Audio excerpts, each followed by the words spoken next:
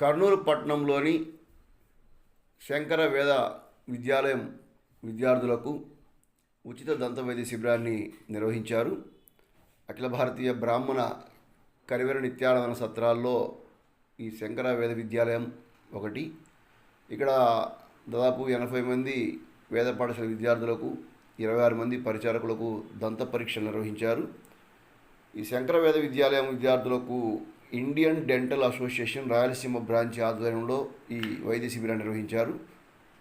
ఉచిత దంత వైద్య శిబిరానికి సత్రం యొక్క కార్యదర్శి డాక్టర్ ఎన్ వేణుగోపాల్ ఇచ్చేసి దాన్ని ప్రారంభించారు.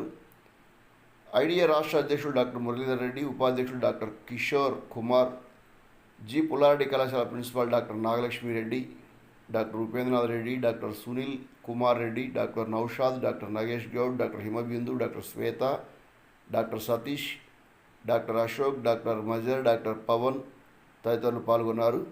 సత్రం joint secretary Chidambararao, executive member TV Ramana తదితరులు ఈ యొక్క కార్యక్రమంలో పాల్గొన్నారు.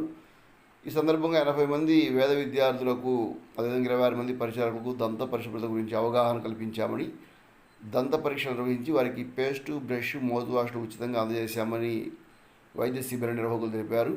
దంత వైద్యులు డాక్టర్ హిమబిందు చిన్నపిల్లల్లో తరచుగా కలిగే ప్రమాదాల గురించి ఇక్కడ వారికి వివరించారు. అదేవిధంగా దంతాలను కాపాడుకునే పద్ధతులు వివరించారు.